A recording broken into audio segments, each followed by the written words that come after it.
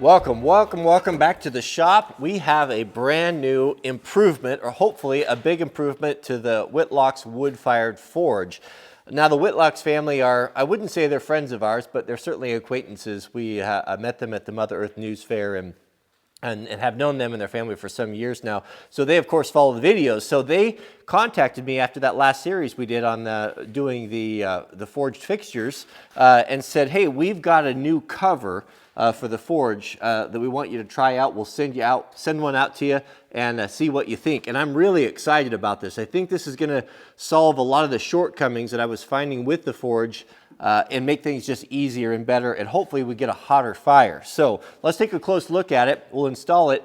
We'll start the fire up and we'll see what's what. Very quickly, for those who are just joining us, how the forge works right here is that there's a central tube that runs down the center.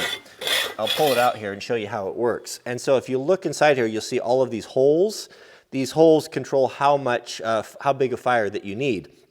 If you have something really long, you won't need a big fire. You can make it bigger by moving this little trapezoid. Is that a trapezoid? Triangle with a broken top on it. You can move that around. It's a fire brick with this little guy who clamps on there and then adjust it. Now, this is indexed here. You see these got these numbers on it right there. You can turn those and open up different ports. So as you rotate it, a new port comes to bear. Here, maybe you can see if I slide that in there for you. You can see right here, if I rotate that, now I've got just one open. Just this guy right here is open if you just had a little tiny fire to do. Or if I go around now, I've got, I went backwards, so I've got all of them open. So that kind of is how that works. Now the new shroud, what I'm curious about is how it mounts. I'm not gonna overthink it here, but it seems to me it just sits on top here. I guess one thing I'm not sure on that's a little bit weird is that, we got kind of a teeter-totter thing going on right there. So I don't know, am I supposed to take the clamps off? Am I supposed to get rid of this thing right here and just build a big fire? I don't know. I think that's probably what I'm gonna do because I have such an abundance of wood and it kind of bothers me. I don't like that thing teeter-tottering like that. So let me take this off real quick and then we'll just sit it directly on there and see what happens. I'm sitting here laughing at myself. I definitely have a tendency to overthink things. It's just a hat, right? If it teeter-totters or wobbles a little bit, does that matter? No, it doesn't make any difference. So I just move that thing to the back. Well, there you are. I just move that thing to the back, and then it just sits on here fine. So, yeah, I think that's gonna be the solution. There is a front and back. The front's all open, so you have plenty of room there, and then there's a little bit of shrouding that comes down on the back, so you can get some airflow in there. But that's gonna make a huge difference. This right here, if you're wondering, is just a little deal they designed. So you can prop up material, so you can hang stuff in there that it tilts down and just have a couple of adjustment deals. I lost the clip it came with. I just made this one here out of a piece of scrap I had, but I think that's it. In addition to the obvious, which is we're going to keep that heat in by putting a cover on it, the stovepipe is a key element. I was putting the stovepipe together here. This brings back such memories. My granddad and I, of course, we used to go elk hunting.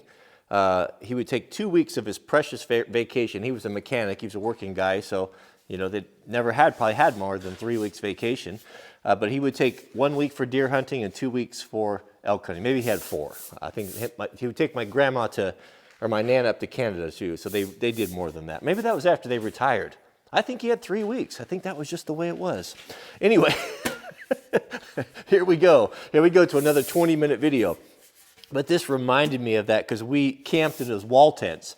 We had 2 tents. We had a green one that he got from Army surplus, World War II, a thick, heavy one. I have it today. I've got it in storage. And whenever I get it out, that smell comes back. It's so distinctive, that waterproof cotton, military cotton. So we would use the green tent for a sleeping tent because it was dark. So if you weren't interrupted, but it was kind of miserable to live into. So the living tent we had a great big wall tent, a white canvas one, and that's where we ate and spent the evenings in. and socialized with family and friends. You know, it was a very social family event that we used to do. But I remember these stovepipes because we had the little ones. This is a 6-inch here. Is it 6 or 5? 5 or 6? I think it's probably 6. But we had little ones like the 3-inch, the 4-inch. We had these little tiny metal stoves, these old antique ones, and we would put the stove in there. And there's nothing cozier. I mean, you're a bug in a rug in a good heavy wall tent with a wood stove in it. It doesn't matter how cold it is. We were 20 below, and it was still just comfortable in there, as long as that stove was going. But I remember going there and setting up those tents and taking out the little stove pipes and putting them all together and making that. It was a fond memory there. So, but in a very, the point I was trying to make here is that a chimney creates a Venturi effect for fires.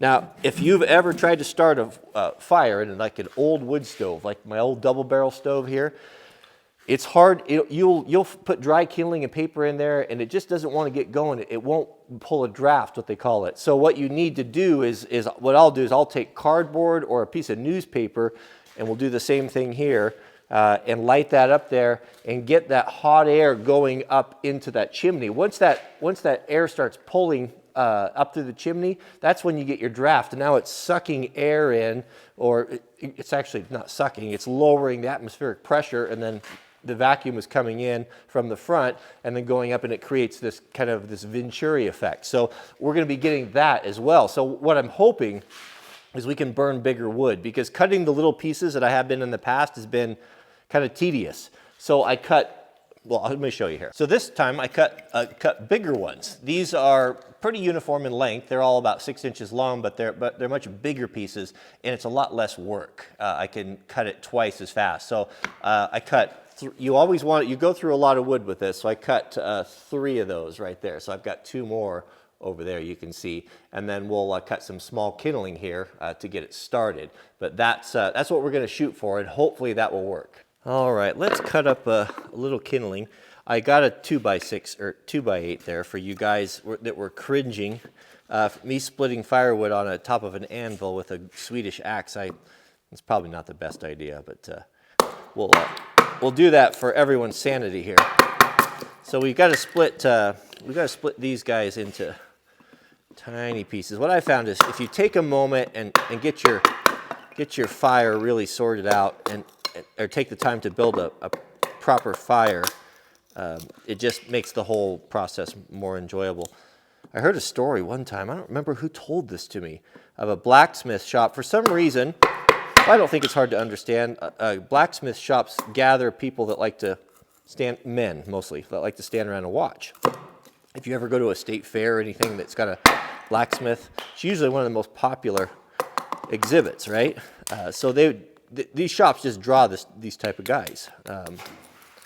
Anyway, the story went that one of those guys came in, was hanging out, and he was a smoker, and the smithy there had built his fire, and with a bunch of TLC, and was getting ready to forge for the day, and this dude just flipped his cigarette into the guy's forge fire, and he chased him out and was just couldn't have that at all, and scraped everything out and started the fire over again. I never forgot that. I think I'd be the same way. That would really make me mad if some Philistine come in there and do something like that. It's just typical of some people. Some people don't have a clue. I apologize for the gunfire in the background. Jack and his buddy are out plinking with 22s.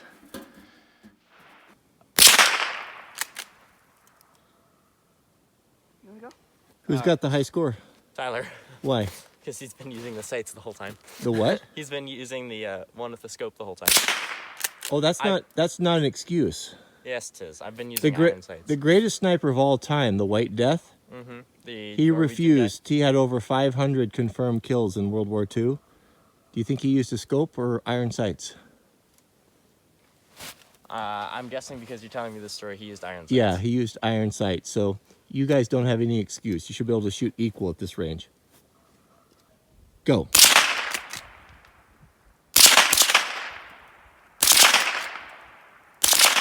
One, two, tied up. Tyler! Oh, by a half a second. That was so close. Nice. I forgot to turn my safety off. Can I add something, Tyler? Can you show me those sights? Yeah, he's using Right there? iron sights. So what sights are the champion? What's he using? These What are those called? iron sights. Iron sights. Yeah. All right, let's not hear any more excuses.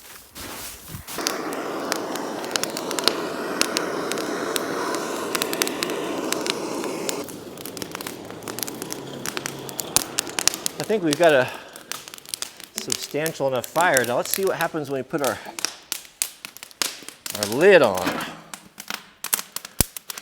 The other nice thing about this is oh, look at that. So we've already got a good venturi going there. I can actually hear the air going through there. That's interesting. It's getting hot quick too. Let's see, let's put that. Yeah, I guess that's really all we need just to keep that heat in. Yeah, take a look at that. That's just dramatic right there. You can just see the smoke just howling up out of there. Even the longer the chimney, the better. If you stuck another piece on there, that would even be better. But I guess, so what's going to happen now is that now that this thing is kind of fueling itself, or it's pulling its own air in, I think you're going to have to tend it less. I think it's going to stay hotter more. Question is it going to burn more wood? I wouldn't mind that so much as long as it would burn bigger wood, so I don't have to cut it so small. So let's, yeah, the nice thing about it is it's just not, I don't have to fuss with it. Before I'd have to sit here and crank it and make sure that it was getting hot enough because there was no way to bring air into it. Now it's in automatic mode. This is already way better. I've got some steel here to show you guys too. So in part 2 of this, I guess we'll do a little mini series here. We're going to be building the brackets, the forged brackets for that beautiful fir shelf we made for Mrs. W's downstairs bathroom. So I went to the steel yard yesterday and I picked up a couple different things. So this is a 1/2 inch by 1/2 inch square. We could use that. I think the dimensions of that are pretty nice. What I typically have a tendency to make things, it might be some of my German background, have a tendency to overbuild things, and then sometimes they look a little bit heavy and clunky. And Mrs. W likes things a little bit smaller. So I'm trying to default more on the smaller side because bigger is not always better, right? Everyone knows that. But I also have this, this is 1/2 inch by 3/4, which kind of an interesting shape. It's a rectangle and not a round. We could use that. So I'm still kind of on the fence on that. Let me know which one you think would look better with that shelf. Remember, I think it was like 30 or 32 inches long by 7. Is this going to be too small and spindly? Is this going to be too heavy? So we'll do a little poll there if you could vote on that. And we'll do that in the next part. We'll build that. This thing's kind of like the flux capacitor now. You can just throw any old thing. I'm just throwing all my old scraps and stuff in. I guess a little plywood's not going to hurt. So how'd it go? Good. Let me see your cans. So you guys had what, 100 rounds apiece? Not 100 per. 75 maybe? Oh, Yeah. those are shredded. Yeah. Who? You should have seen the pine cone. Whose can was that? That was ours, both of us. Wow, that's good. So who was the winner? Tyler's a whole lot better with iron sights, and just a little bit worse than me with scope, but he's better. That's really good with both. So, pretty good with both? yeah. So that's Jack's opinion. What would your opinion, honest opinion be? Of Jack, Yeah. he's very good.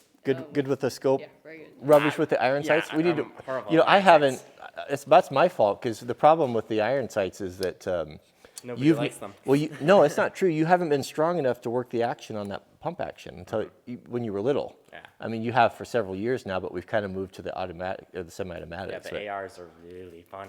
Yeah, Jack, have you shot ARs much? Maybe this tomorrow. What's tomorrow? We're going skiing tomorrow. Mm-hmm. Maybe on Sunday we'll go. I got 3. We can go down there and we'll teach you how to do some. He's getting picked up on Saturday. Saturday. Mm-hmm. Okay. Well, maybe this afternoon. We'll see if we can work it out. Maybe. Yeah. Okay. Well, good job. Did you got everything cleaned up? Yeah. All right. Take those and throw them in the recycling. They're gonna love those. I want you to tell me what to do. I want you to tell me what you need. When you look at me like you do, don't leave. I just can't get enough. I just